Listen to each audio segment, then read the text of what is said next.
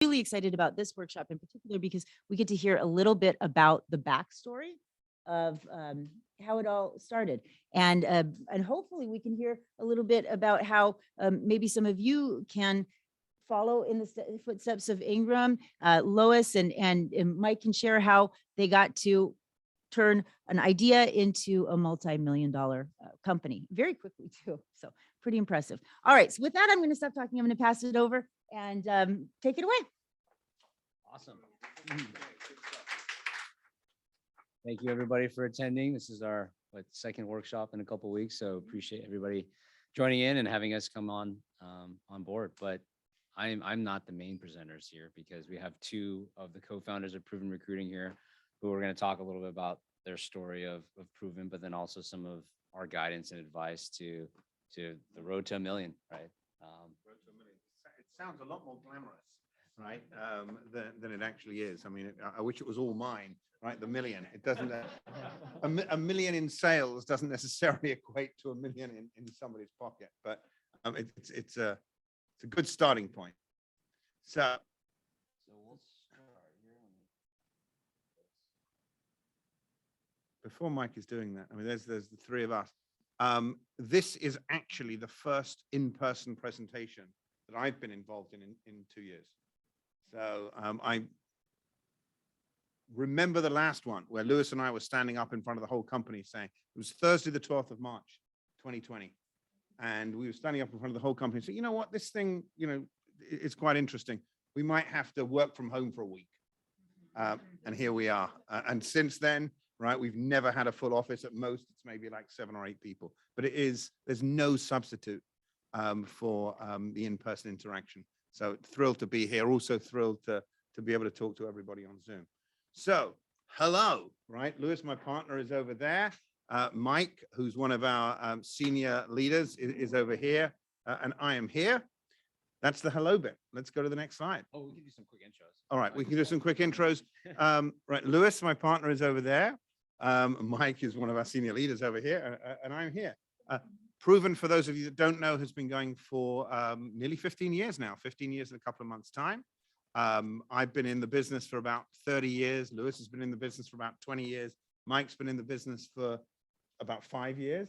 But I've known Mike since he was about 8 years old, right? Because it was one of the longest ever recruiting processes. It took us about 22 years to get him. His sister actually worked for me when I worked for a prior company in the Bay Area. And she was one of our top recruiters. And Mike came in one afternoon raising money for his little scout troop, right? So, and he managed to get, I don't know, about $100 from the entire office. So from that point on, we clocked it, right? This guy's going to be a great recruiter one day. And so it turned out. Mike, do you want to say a little bit about you, and then we can let Lewis say a little bit about it? Yeah, that's quite the intro. That is actually how I got started at Proven. My sister was recruiting for several years, and then eventually reached out to Ingram and Lewis, and they gave me a chance. And so I've been here at Proven for 5 years now or so. Originally from Colorado. My parents actually are immigrants from Cambodia. I didn't talk about that last time, but they actually were entrepreneurs that moved from Cambodia, started their own businesses, laundromats, a liquor store, restaurants, a seafood wholesale. So they really started from nothing and built their businesses from that. So I was kind of immersed as a kid in kind of a new business environment and just being a kid and my parents working all the time. So it was definitely have a lot of respect for entrepreneurship world. But me in a nutshell, and here's Lewis. Hello, everyone. What to say about me? I've been in recruiting for about 20. Actually, this is my 26th year. I've said this before. I don't necessarily love recruiting. I love what recruiting has allowed me to do in my life and the opportunities that it's provided me. Other than that, glad to be here. So thank you. All right. So you know what? One thing I do want to do, I do want to make this as interactive as possible. So it would be great if somebody had questions to start. Like there's a question right here. Ingram. Yeah. How'd the company start? Well, and that's it's actually a really it's a really great point. I caught the tail end of a conversation earlier on as I walked in between a couple of people about, well, how do you start? What does a CEO do? And this, that, and the other. It started with a vision, right? More than just a product or a service. It started with a vision of what we wanted to create, why we wanted to create it. And then it was literally on the back of an envelope. So, ultimately it came down to Lewis and I being dissatisfied with the environment in which we were operating at our last company and wanting to do our business in a different way. Okay, which was one that was innately more respectful, with a greater level of authenticity, transparency, employee centricity. We wanted to create a movement, if you like, and a series of opportunities for people to grow and develop. Like Lewis said, did it have to be recruiting? No, but that's what we knew. Okay, so you might as well could have created an American football team, right? But that might not have been as successful. But it has, yeah, it would have been a lot of fun. It might not have lasted for 15 years. So Not in San Diego. yeah, not in San Diego for sure.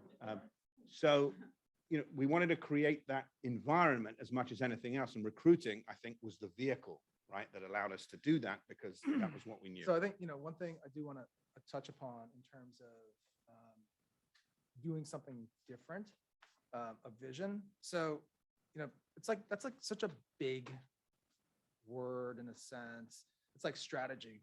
Let's go over our strategy. Let's be strategic. And for me, so many times when people started talking about strategy and being strategic, I was like, oh my God, I have no idea what they're talking about. I don't know what to say. I don't know what to think about. And, the vision that Ingram talks about today is, well, what do you like about this company that you're at? What do you like about, for example, what do you like about this class? What do you not like about this class? How would you do it the same? How would you do it differently? And there was a time we both started in 1996 at our former company, K-Force, and he started in March, I started in May. So happy anniversary to your K-Force anniversary.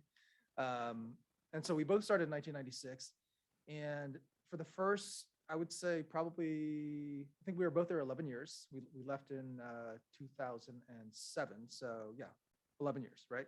So for the first 9 years, relatively happy. We both moved up. Ingram ultimately became the president of all of California search for the company. I ran this local San Diego office. His operation was nearly $100 million. The one that I ran was $40 million. And, everything was great for a while, and then things weren't great. And the things that weren't great was the company moved from being really taking ideas from the bottom up to being a command and control environment where it was all the stuff came from Tampa headquarters and all the ideas came from there, and nothing that came from the field operations, the field offices, really were taken into consideration. It didn't matter what the field said. It didn't matter what the employees at the local level said. Okay. So, I think when you're thinking about building a company, and this is one of the main points that we will get to, which is learn it somewhere else. Where have you, or go somewhere else, learn what they're doing, learn what you like about what they're doing, learn what you don't like, and then imagine a different future. And so, I think if you look at every company, whether it's Apple and what they've done, Apple wasn't the first one to come out with a mobile phone. It was BlackBerry and others. I think there were others that came out too. And so Apple wasn't the first, and Apple wasn't even the first to come out with a music player, iPod. It was Zune. Some of us that are older. There was this Zune that was started with a Z. Yeah. Okay. And so, really reimagining, and I think that's what vision really is just to reimagine what you want it to look like, feel like, taste like, smell like, act like. And sometimes when you hear that word vision, it can be really intimidating. So, just to have that as the basis of what you're starting with is a really important place. Yeah. And on that, again, am I passionate about recruiting? I enjoy it. It's been very good to me. I'm passionate about people, right? You've got to be passionate about something. Now, for some, You might be passionate about the latest gadget that, you've decided to invent or modify, but you've got to be passionate about what you're doing. And I think in our case, neither of us were particularly passionate about the business per se, but we were passionate about people and impacting people's lives. The mission of the company, which we formed in 2007, actually still is there today. And we talk about that very, very carefully. The vision, mission, core values, and guiding principles of the organization, right? That's what's important. Being able to create something, the $1 million is great, but it's a number, okay? 100 million is great, even greater than $1 million, right? But it's a number.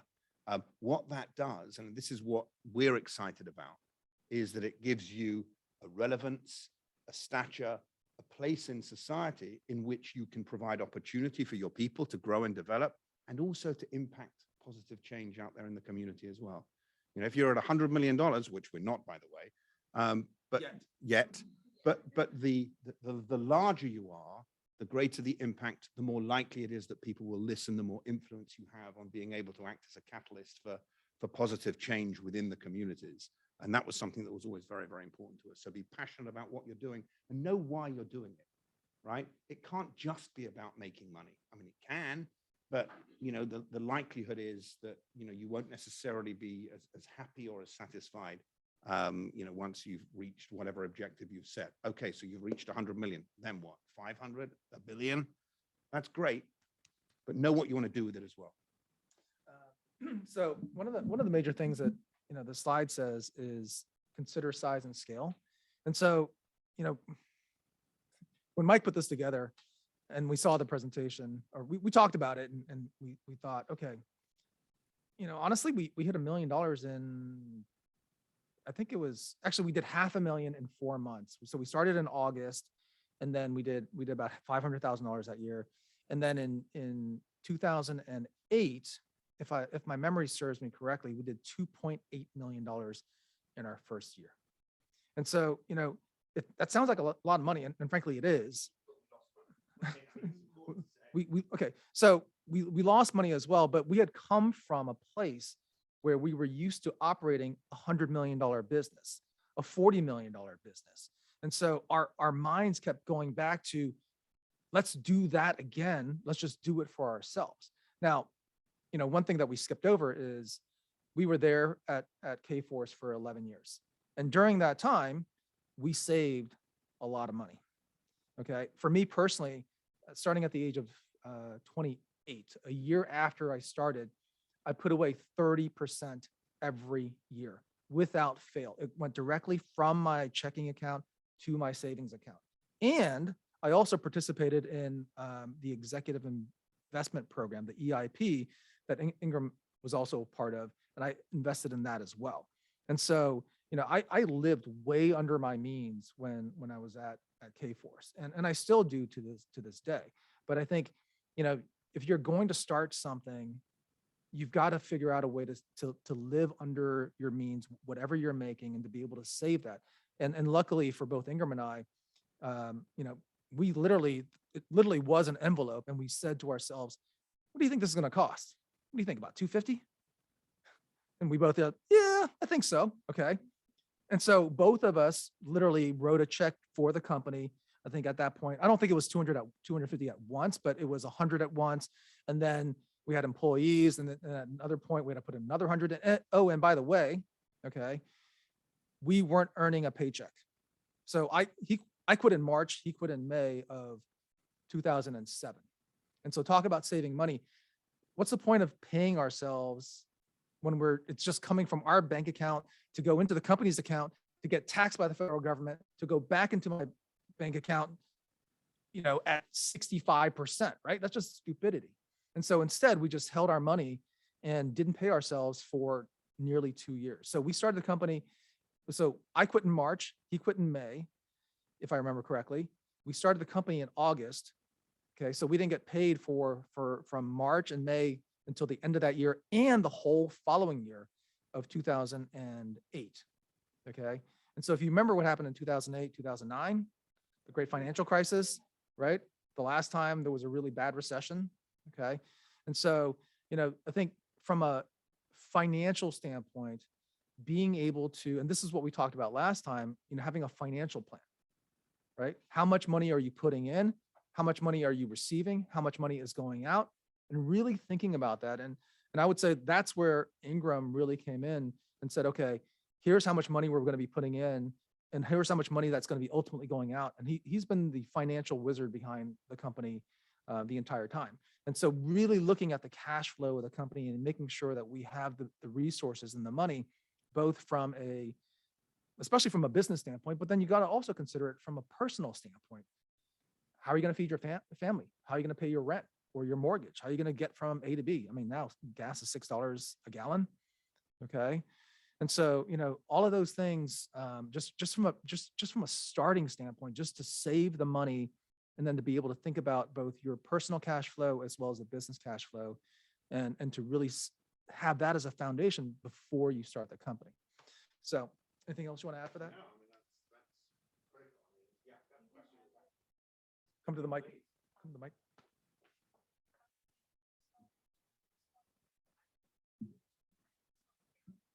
no. So the question was, when we finally started paying ourselves, do we pay ourselves fairly, right? Is that? No. I would say that we kind of made it up finally last year. Okay, last year, which was year 14, was when we finally made up for all of the non-payments, non-salary, the just sacrificing.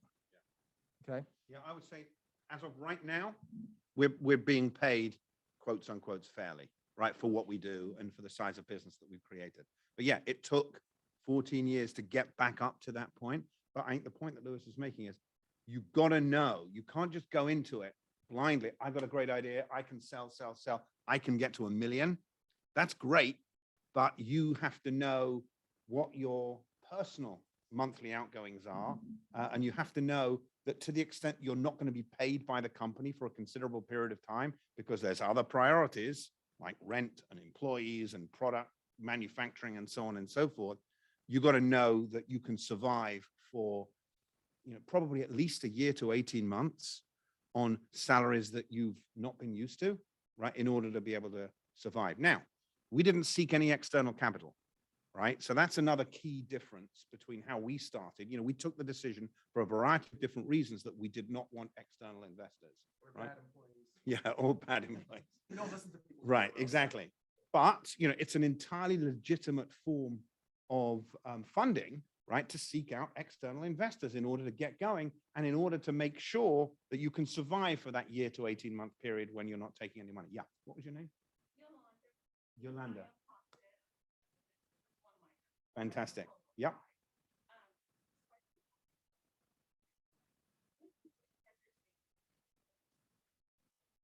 Yep.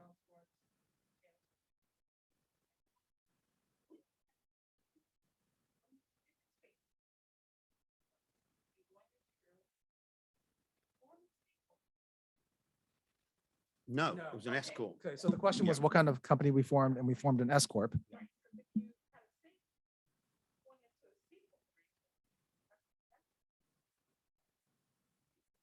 I can't even remember at the time, why whatever accountant we had. Or lawyer. Or lawyer or whatever. I can't even remember. But, it's a great point.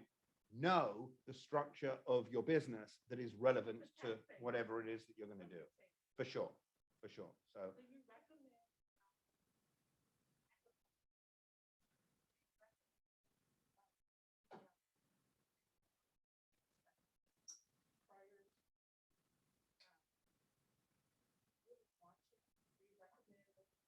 We weren't that sophisticated. We weren't looking at a prospectus or a pro forma, none of that stuff. The gist of it really was, I hate working at this company.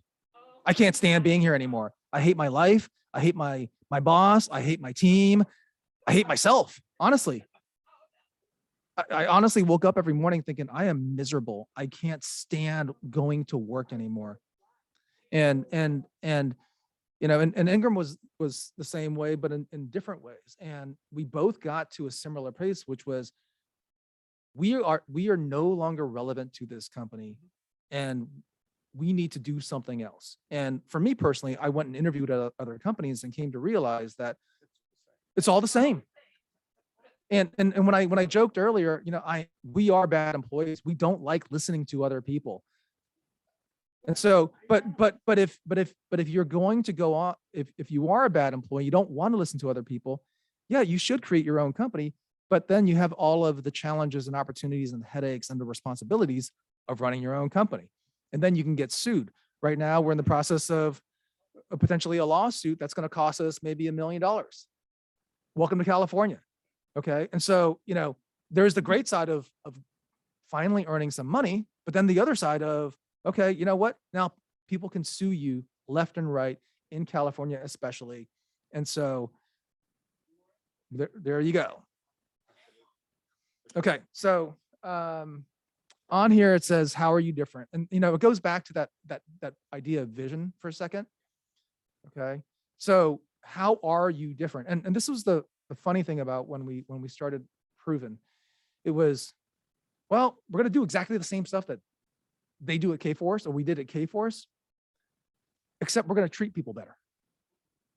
And that was the differentiator. We're going to build a community. And somebody we were talking to today said that so well, which is we have built a community that happens to do business. And, it's something that is the difference of where we are today as a company. We are a place where people love to come to work. And even virtually, we've tried to, and we're still figuring this out, but how do we create an environment where you feel like you have a sense of community, even though you and your coworkers are really just rectangular boxes on a Zoom screen. And so, that's what's making us different from a process standpoint. As far as recruiting, we get jobs from companies, or we go out and find jobs from companies. We do the contracts, we find candidates, we present candidates, or we interview candidates, we present candidates, we prepare candidates, we debrief candidates, we prepare the clients, debrief clients, we do reference checks, we do all the same stuff that every other recruiting firm does. But what makes us special is the way that we treat our people and the community that we build. So the thing that you've got to ask yourself is, when you're building your company, how do you differentiate yourself in a way that, whether it's your competitors or whether it's your peers, whoever they are, they say, okay, this is how we're different. Okay. All right. Next slide. What do we got? Mike, what are we talking about here? Okay. So. Yeah, I mean, Lewis talked about that earlier on. Apple wasn't the first to develop a personal computer, right? But the way that they presented it and boxed it up and approached the market, right, was something that was clearly missing, and was an opportunity for them to just grow. You got Tesla. I have a Tesla. Okay. And that Elon Musk is not the founder of Tesla? He's not the original founder. No, not Nikola Tesla is long gone, but the original founders of Tesla, he came in and helped to drive the company to another level. They were really, what were they doing? I mean, they were taking, I can't remember, the small little sports cars, a 2-seater. They ripped the engine out, and then they put the battery packs in, and they put the motors in, or the motor. They were using a Started the car that Lotus way. But they weren't really the first either. I mean, I think Honda and General Motors had electric vehicles for a long time before Tesla became, but what is Tesla? Tesla, right? But what is it about Tesla that makes them so much better than, so sexy? Right. They've got they've got the big computer screen, right? As opposed to being a normal car. Okay.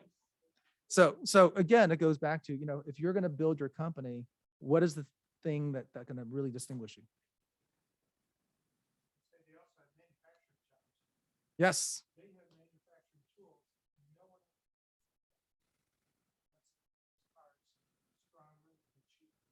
Yeah, Ingram and I actually went to the Tesla plant up in Fremont, and we saw the robots and everything. It's an incredible place to be. Yeah.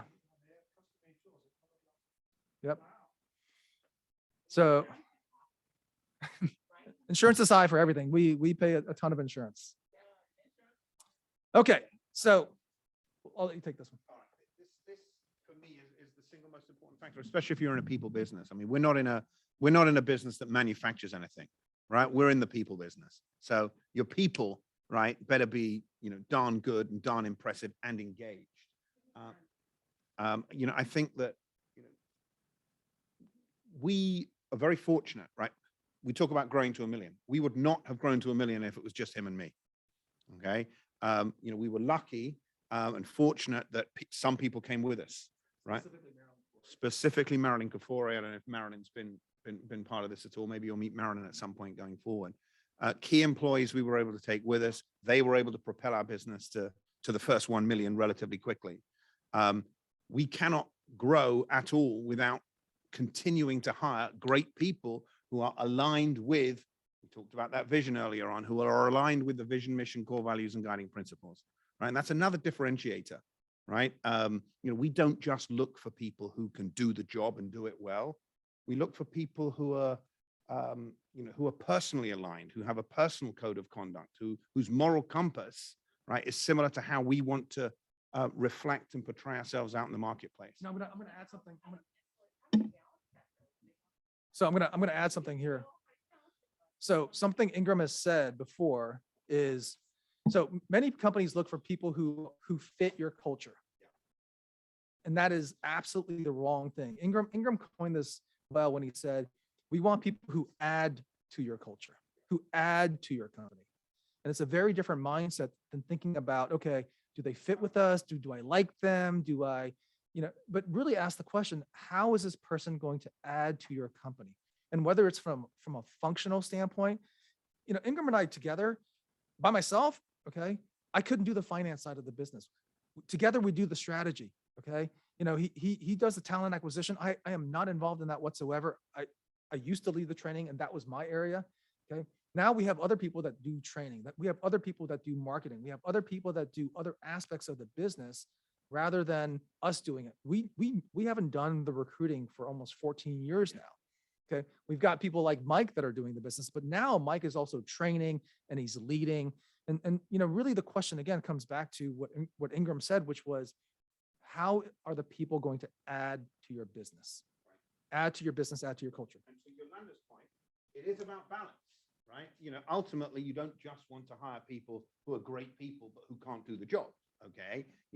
So, and again, that's one of the ways in which we are different to other companies. Other companies, the K-Forces, the Robert Halfs, the Tech Systems, who are our major competitors, ultimately, they're going to look for people who they think can blow it out of the water in terms of production, right? We want that too.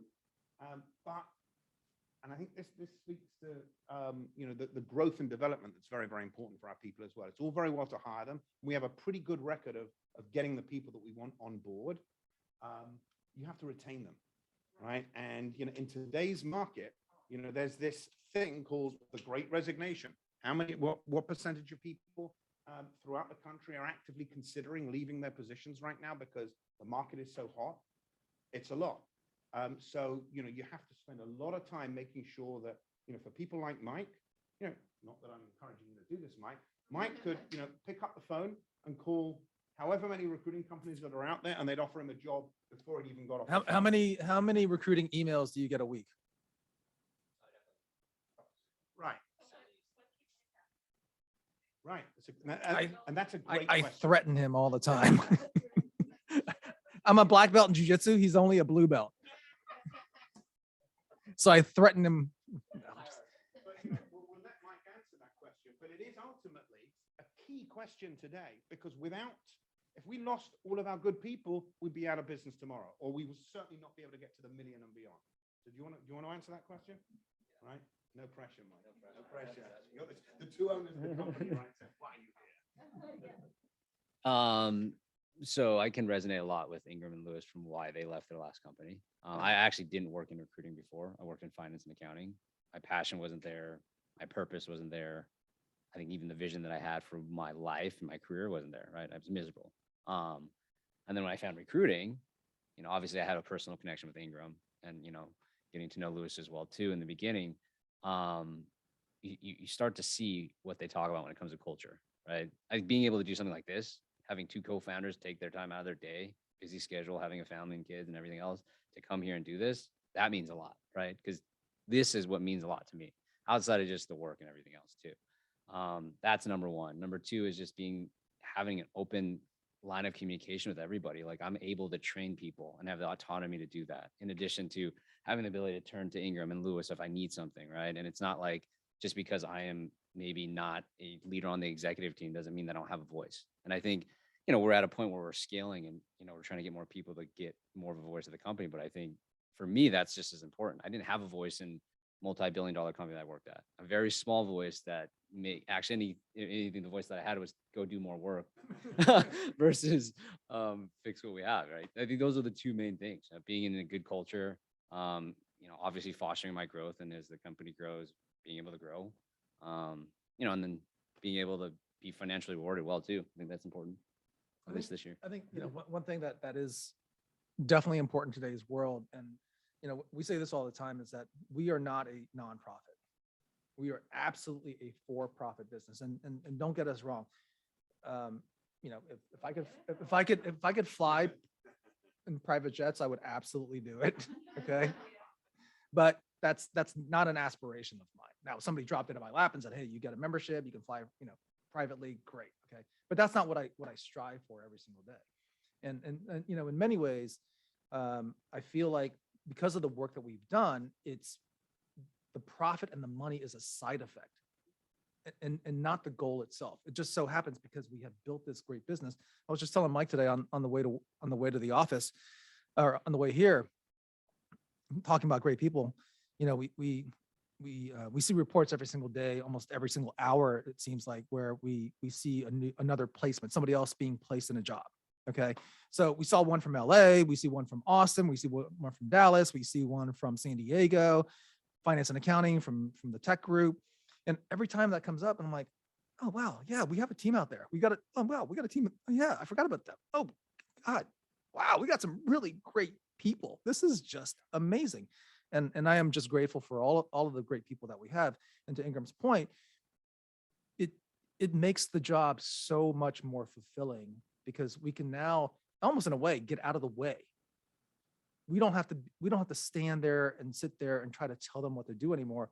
Mike's there and everyone else is stepping in to the void where we no longer have to be doing the same type of jobs. And I think that's not anywhere in here, which is, as owners and as leaders, you're constantly having to reinvent yourself. Because, for example, as parents, if you have kids, as you teach your kids to do a task, as they're growing, you have to grow with them. Otherwise, you don't let them develop. You're not developing. You keep doing the dishes for them. They don't learn how to do the dishes. They don't learn how to tie their shoes. You read for them. They don't learn how to read. People don't develop. Families don't develop. Companies don't develop. And I think that's a really important thing that just popped in my head. Just the idea of constantly evolving, learning yourself so that your company and your people can learn with you along the way. And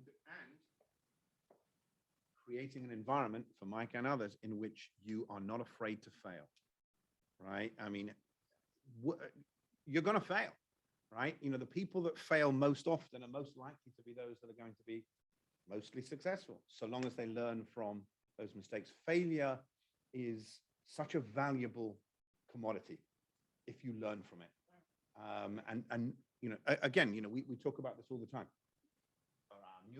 Are our newest recruiters ready to take on clients? Well, what happens if they, upset the client? Okay, so they upset the client, right? I mean, hopefully they won't upset the client, right? But it's not the end of the world if they do. They can apologize, move on, learn from it, and do a better job next time. So. It's like Honda says, is 99% failure. Well, I think it was maybe Jeff Bezos or Richard Branson, of their 400 ventures that they've tried in their lives, 380 have failed. So happened that Amazon, is. So at one point, so we had grown from, speaking of failure, we had grown from 2007, 0 in revenue, right? Actually, well, August 0, by the end of the year, it was 500,000. And then by 2013, we had grown to $18 million in revenue. So what is that? 6 years? Yeah, we were the sixth fastest growing staffing firm in the United States. So the sixth largest, fastest growing staffing firm in the US. We had 62 people. We had 13 offices? 9 offices.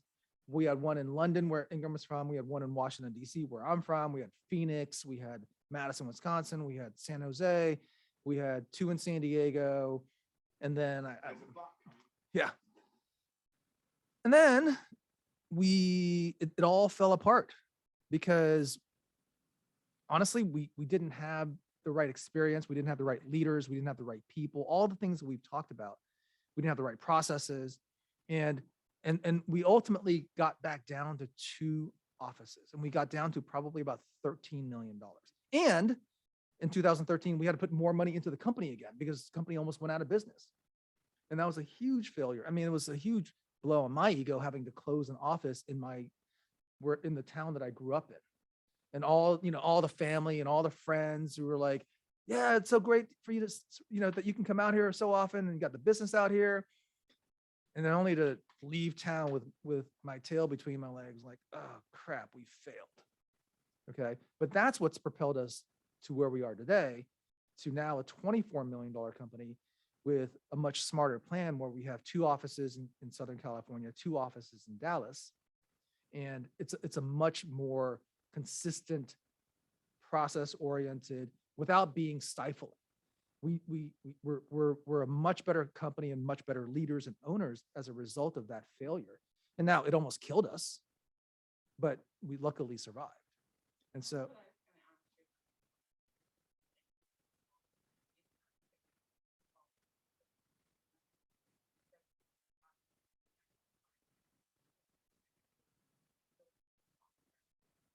no.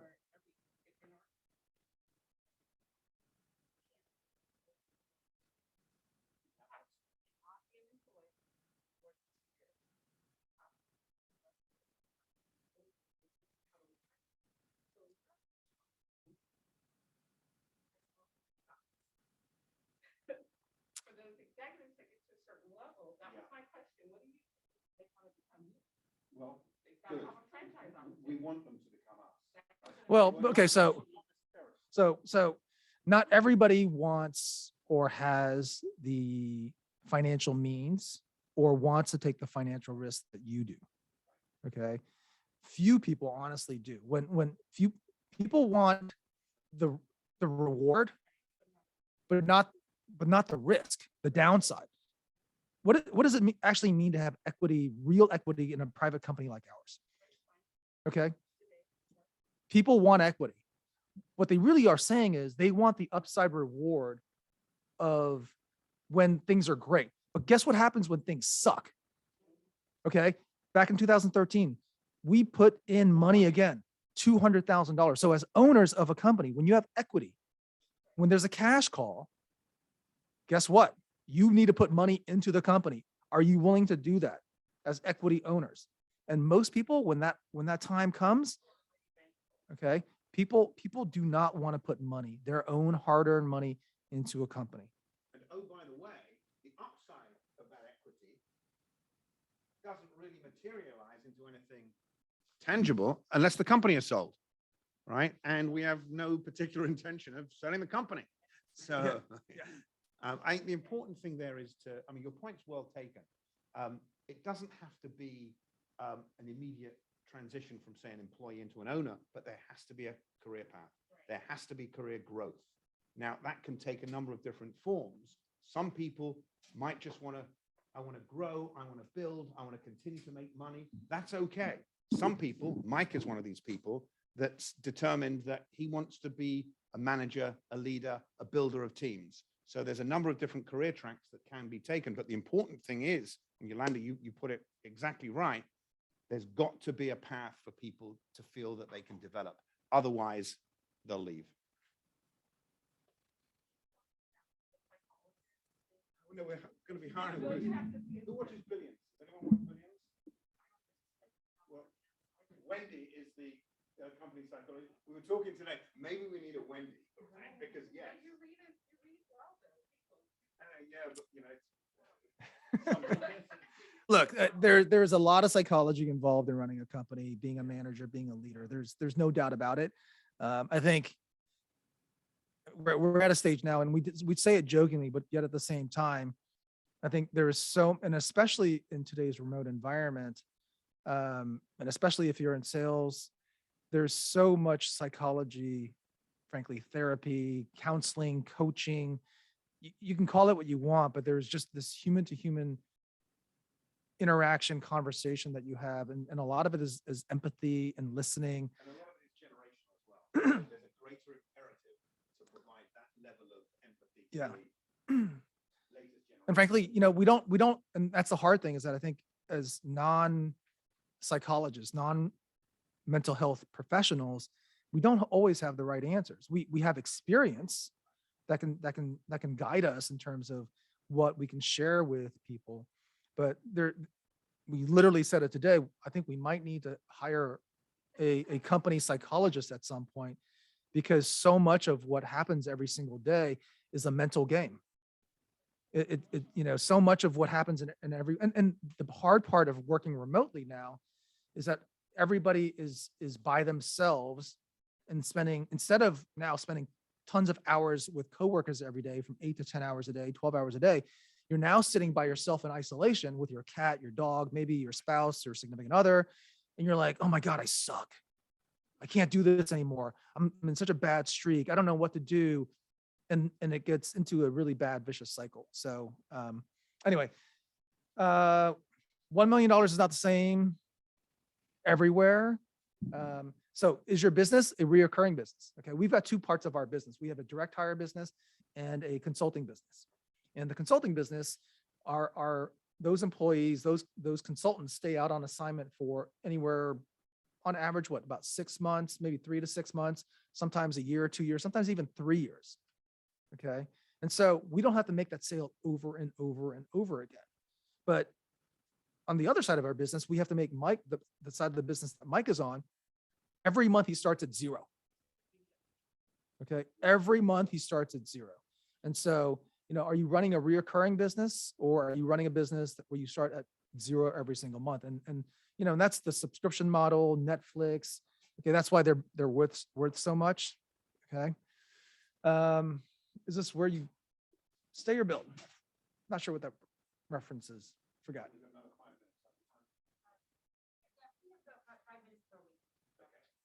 Okay, you know what? Let's do this. I think we went through a lot of this anyway. So let's see. We have 5 minutes for the entire. Okay, let's go to Q&A. Let's go to the online community. If we can just take the slide off. Oh, stop share. Okay. Okay. You gotta get on camera too, Ingram. Yeah, come on over It's this over way. here. It's over. Oh, right here. It's right here. So we're going to take questions now from the audience. And so if you have any questions at home, please either put them in the chat, or if you turn on your audio, at least audio, but audio and video is even better, and let us know if you have any questions. So were there any questions from home? Angela, were there any in the chat? Okay, great. So then any questions here from the audience?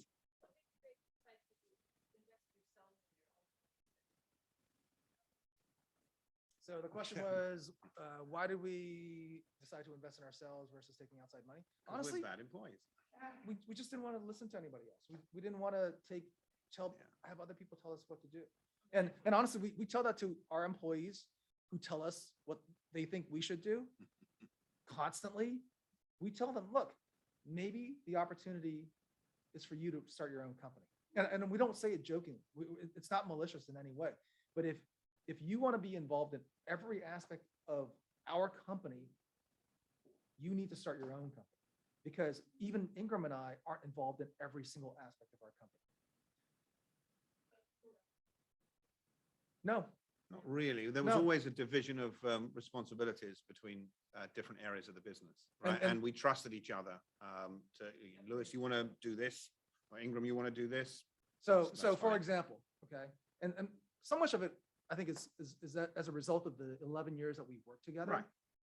And so, for example, when we first started the company, I just went and bought the computers and I configured the computers. I got the phone system. He and I never talked about it. Okay. He and I never said, well, how many computers should we get or what kind of computer should we get? It was never that conversation. I never asked him, hey, how are we going to do the checks? How are we going to do the financials? Right. I was like, I don't know anything about any of this stuff. Okay. He's doing that. And so ever since the beginning, there has been a division of labor, Yeah. and that division of labor has gotten even greater Yeah. as we've added more people. So there's in many ways we do more of a much smaller pie, a piece of the pie. Right. But, it's a great question because to the extent that others externally are going to be involved, right, they are going to want an input into decision-making. And if, people are investing and their primary purpose is just to make as much money as possible. That's really the reason for me, is that the primary reason for us wasn't just about making money. If it was just about making money, we could have stayed at our last Absolutely. companies and made plenty of money. That was not the problem. The problem was we weren't significant. We weren't meaningful. We had a question, there was a question from the audience at home, and that question was, so when you were not making money, you were living off your savings. As you Yeah. say, you're totally living off savings. Yeah. And was that hard? I mean, was that? It would have been more pleasurable if we didn't have to live off our savings, for sure. No, but it's something that I'm really curious about, people who are struggling, even in our company, and I've seen, younger people who are constantly ordering food to be delivered to their places, who are, Spending $10 a day on a cup of coffee. and they're walking in with their Starbucks, and I'm just like, are you really struggling? Oh, and then they're going to Big Bear snowboarding. When we started the company, we cut out None of that. all outside, food. We weren't eating out, no Starbucks. It was just hunker down. Talk about the water, bottled water in the office. Lewis and I used to go to Vons on Mira Mesa with canisters. And- The 5-gallon jugs. And he and I, the owners of the company, so that our employees could have water, we went to Vons and got put 5. 6 quarters in. Yeah, in it order was to fill it. $1.50. Okay. I can tell when entrepreneurs are going to be successful when they come in the program and they take advantage of the free stuff. Whenever somebody says, I don't Absolutely. need the free stuff, I Yeah. know they're going to fail. I know they're going to fail because you need it, right? You Absolutely. need it. So we have about 1 minute. Do you want to, anything that you want to leave us with before we?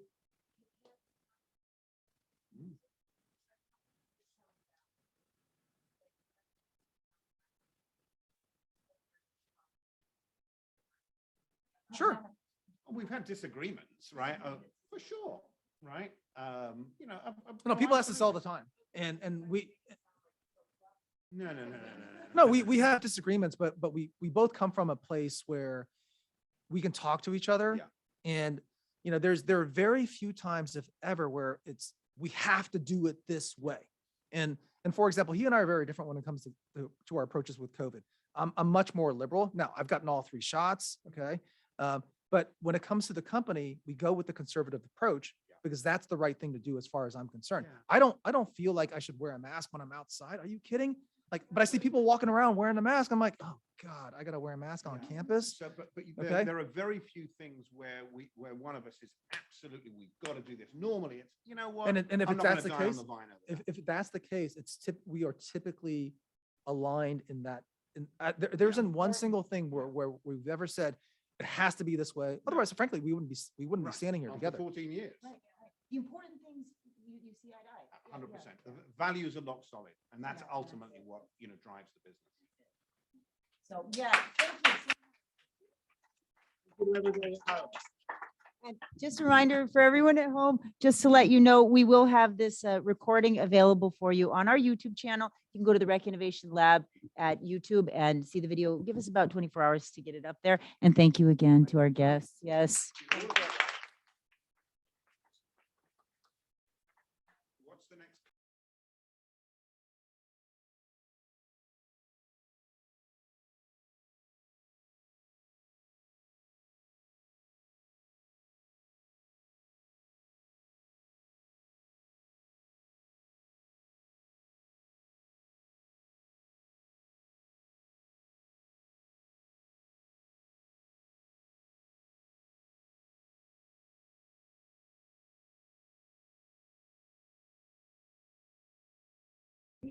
Yeah, thank you for joining us. Feel free to take that survey in the chat.